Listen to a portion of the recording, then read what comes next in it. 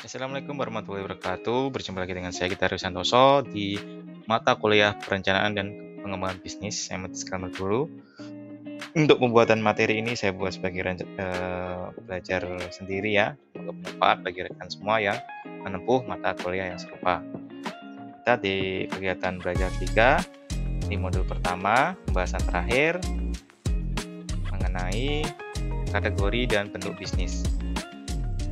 Nah, untuk kategori dan bentuk bisnis dapat dilihat dengan batasan aset, nilai omset, dan jumlah usaha di Indonesia dibagi menjadi 4: usaha besar, usaha menengah, usaha kecil, dan usaha mikro. Untuk usaha mikro jumlahnya mayoritas dengan omset maksimal 200 juta per tahun, aset sampai dengan 50 juta. Di tingkat atasnya ada usaha kecil, jumlahnya sekitar 4% dengan kategori dengan aset sampai dengan 200 juta dan omset 200 juta sampai 1 miliar.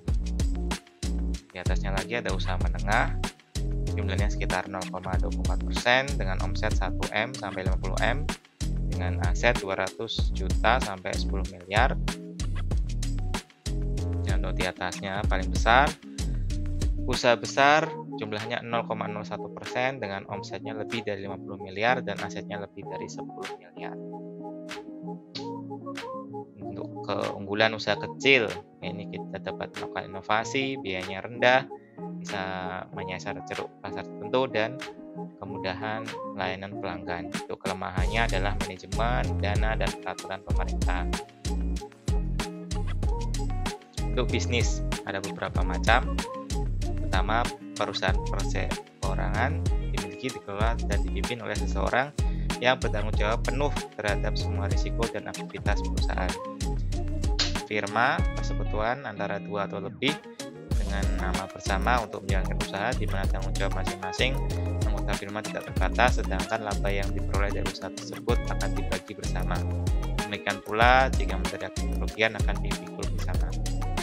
Persekutuan komanditer atau CV, bentuk perjanjian kerjasama untuk berusaha antara orang-orang yang bersedia memimpin dengan orang-orang yang memberikan pinjaman. Adapun yang disebut dengan perusahaan terbatas adalah persekutuan untuk menjalankan perusahaan yang mempunyai modal usaha yang terbagi atas beberapa saham, di mana setiap sekutu turut mengambil bagian sebanyak 1 atau lebih saham. Yang terakhir, koperasi. Koperasi adalah perkumpulan yang beranggotakan orang atau badan yang memberikan kebebasan masuk dan keluar bagi anggota dengan kerjasama secara kewargaan, menjalankan usaha untuk mempertinggi kesejahteraan jasmaniah para anggotanya. Ikut rangkuman dari kegiatan belajar 3.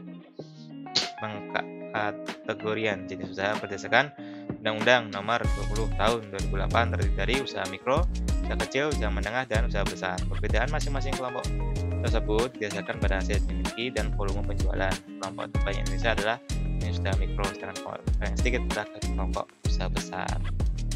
Silakan mengerjakan tes formatif 3 yang ada pada modul.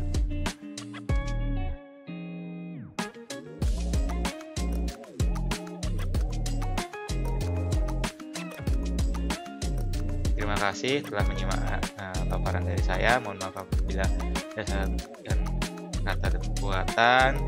Jangan lupa untuk like, comment, dan subscribe YouTube channel ini. Wassalamualaikum warahmatullahi wabarakatuh.